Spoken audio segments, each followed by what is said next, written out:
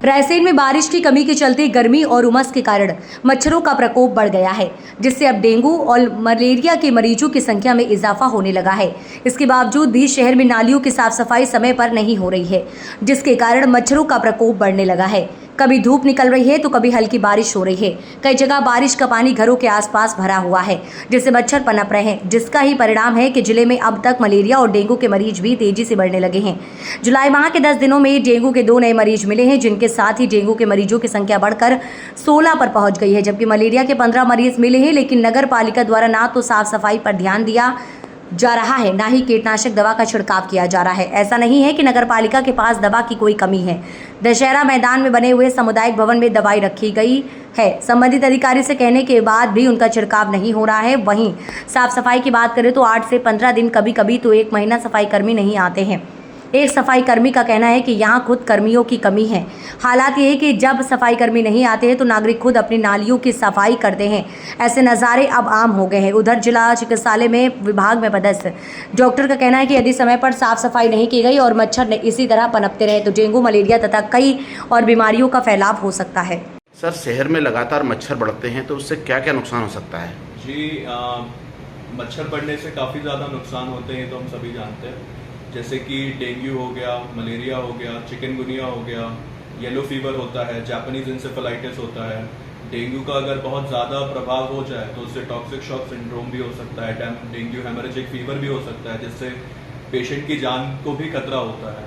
तो इससे बचाव करना बहुत ज़्यादा इम्पोर्टेंट होता है।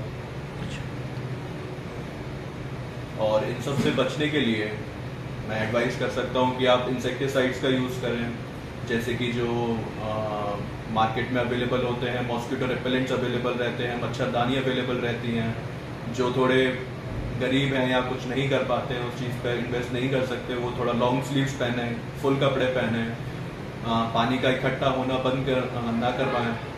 टायर वायर का में जैसे पानी इकट्ठा हो जाता है या फिर कोई किसी नदी का पानी यूज़ कर रहे हैं और अगर वो गंदा है तो ऐसे पानी का यूज़ ना करें। अपने बच्चे को सही बॉईल करके पानी पिलाएं, तो ऐसे में अपन उस चीज़ को रोक सकते हैं। नगर पालिका जो दवाई का छिड़काव किया जाता है वो क्या इसके लिए कारगर होगा? जी हाँ, बिल्कुल कारगर तो होता है, पर अगर उस चीज़ का सही तरीके से यूज़ किया जाए और सही टाइम पे उसको करा जाए तो बिल्कुल कारगर है।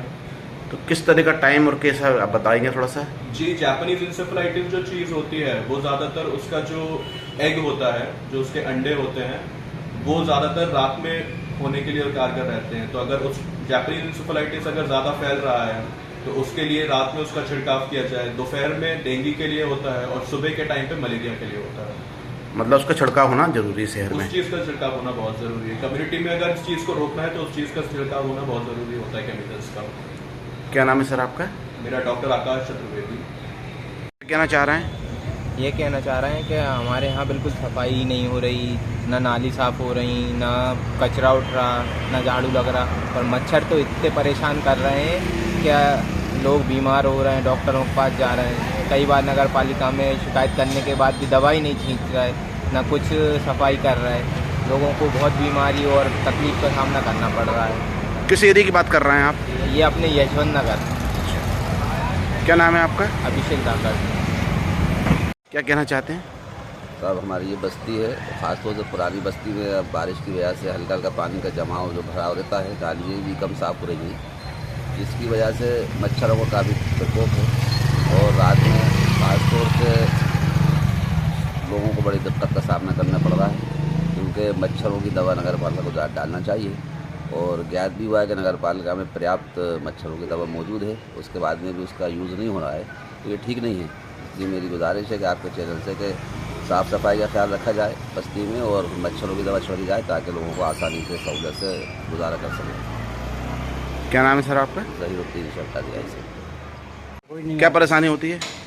1.5 महीने से सफाई नहीं हुई। कहाँ पे? अर्जुन नगर, यशवंत नगर, मंदिर के आमने सामने। क्या क्या परेशानी हो रही है उससे आपको?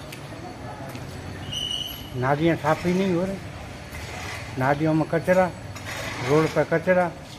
1-2 लोग सफाई करते हैं, बाकी का कोई नहीं करता।